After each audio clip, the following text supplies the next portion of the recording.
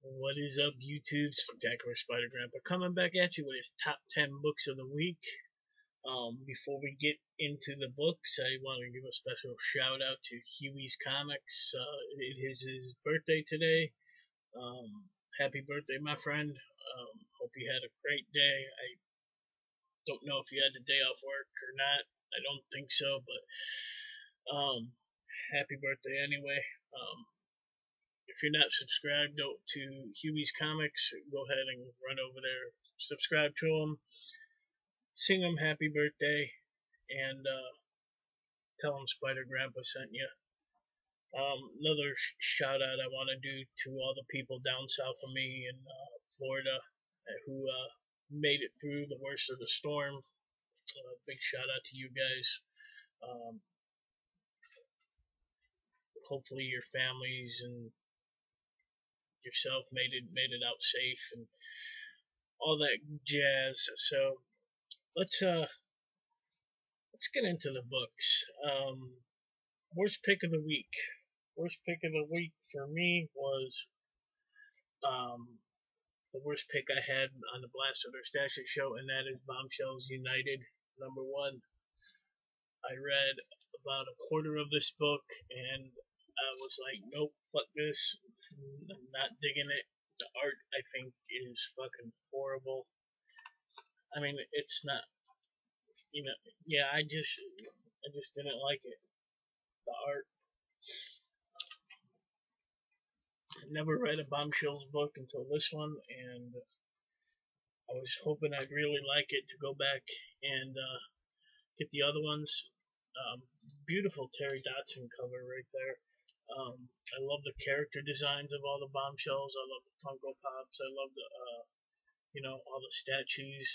I believe Golden Car Comics has a great collection of Bombshell statues. So go check out his channel as well. Tell him to show off them bombshells. But wasn't feeling this book. So Bombshells #1 gets my worst pick of the week. 10th pick of the week goes to Superman #30. So in this one we got. I have to look at the books, guys. It's been so long since I read these. We got Parallax Superman versus Sinestro, and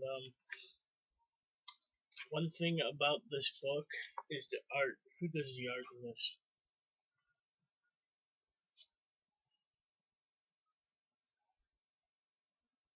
Ed Benes, Tyler Kirkham, and Philip Tan. That opening panel right there.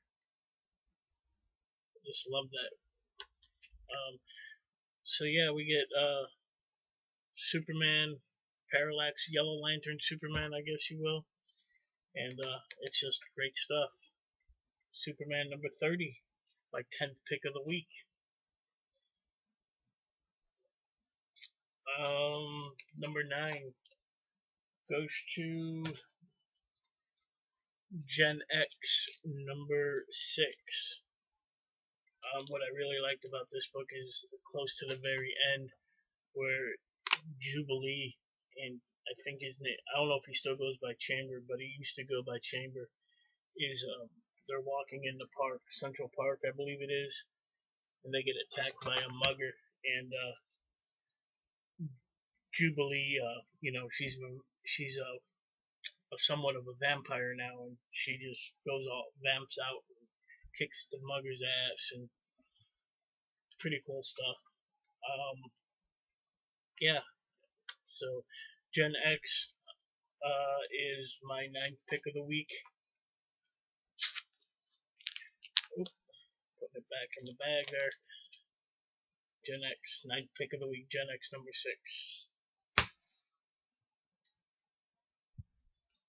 8th pick of the week, I am surprised. I actually really enjoyed Dastardly and Muttley #1. We got a couple of fighter pilots in human form, or what should I say? Muttley's a human, and that's Dastardly's a co-pilot. If you want to look right there, I can't see it. So during a Tomcat and They're Lieutenant Colonel Arch Atcherley, codenamed Dick, and Captain D. Muller, codenamed Mutt. So they're flying along, and they see a drone, and it's shooting out this like cartoon mist. You guys can see it, and they actually crash land. They fly through it, and it fucks up their plane, and they crash land, and they both, well, Dastardly wakes up, and he don't know where he was, and the FBI is there to ask him all these questions about, what happened, and at the end we see Muttley was mutated into a dog, so it was a really fun issue. I'm gonna be picking up. I'm gonna get issue number 2. It's a limited series. This was 1 of 6, so we'll see how it goes. Pick up the next issue. Dastardly and Muttley number 1. It's my 8th pick of the week. 7th pick of the week. Green Lanterns number 30. The final battle with I can't remember his name.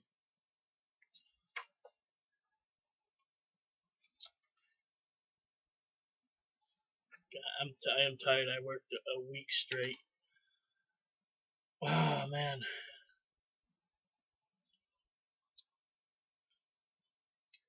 Volthoom. God. So it's the final battle with, all the lanterns of the past and Volthoom, and it is just epic. He actually ends up killing a bunch of lanterns. Here, Green Lanterns attack. So, and you know how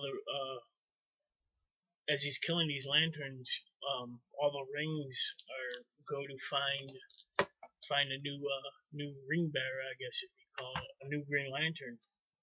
And at the end, I'm gonna spoil it real quick. They all go to Simon Baz. So curious to see how that plays out, but Simon Baz has all the Dead Lantern rings now, and Green Lanterns 30 gets my 7th pick of the week. Number 6, Elsewhere number 2 is my 6th pick of the week. So D.B. Cooper and Amelia Earhart, they were captured last issue, and they go in front of, I forgot the bad guy's name, Lord Kragen, and Lord Kragen basically tells them that your arrival was foretold, and Amelia Earhart, all she wants to do is find her co-pilot. This is very much a filler issue. This green alien chick, let me see what her name is, Sorvina, she actually helps them escape right there. And yeah, I'm loving this book. Rumored to be more pilots that were brought to this world, so see where issue 3 goes. So Elsewhere number 2, it's my 6th pick of the week. 5th pick of the week goes to Venomverse War Stories number 1. This is actually a collection of short stories showcasing like Rocket Raccoon possessed by the venom or by the symbiote. Couple others like Black Panther. And speaking of Black Panther, the new Black Panther gets my Mary Jane Award just for being pretty fucking cool. How this person, she's in a wheelchair at first, and then she gets the symbiote attached to her, and now she could walk again as a Venom, and it's pretty cool. So I can't remember the character's name, and I really don't want to open this book up to find out, but she does get my new my Mary Jane award for the, being the new Black Panther. So Venomverse War Stories gets my 5th pick of the week. Venomverse #1 gets my 4th pick of the week. Of course, guys, I'm pro Venom, so I'm gonna love this no matter what. The story is kind of cheesy, but I like it. The Venoms are going against a group of somewhat similar aliens called the Poisons, and they could affect people too. And um, they actually get Spider-Man, and he's a poisoned Spider-Man at the end of this. So next issue, we're gonna get Eddie Brock Venom versus Poison Spider-Man. So that's gonna be pretty cool. Two of my favorite characters going at it again. So I'm liking Venomverse. So it gets my 4th pick of the week.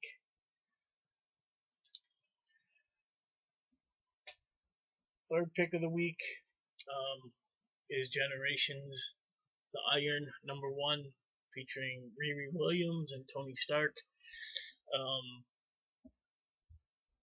Beginning of this book, Riri, something fucks up in her armor. She crash lands in Chicago, and she realizes that it's not the Chicago she's used to. A bunch of the Avengers children show up, take her to the Sorcerer Supreme, and it's actually Tony Stark, and Tony Stark kind of fills her in on what she's to become and all this really cool stuff. And the art is beautiful in this book. So Iron Man Generations gets my 3rd pick of the week. Right there.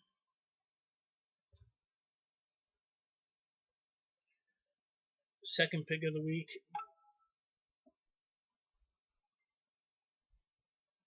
Paul from Midwest Comic. Midwest Comic Man is texting me through Hangout, so shout out to him. He just put up a video yesterday, I believe it was, to do an AOK I sent him, and a couple other books, some great books. Love that He-Man, Paul. So where was I? Second pick of the week. Also gets my cover of the week, and that's the Venomized Villains Magneto cover. Astonishing X-Men #3. And this was an amazing book.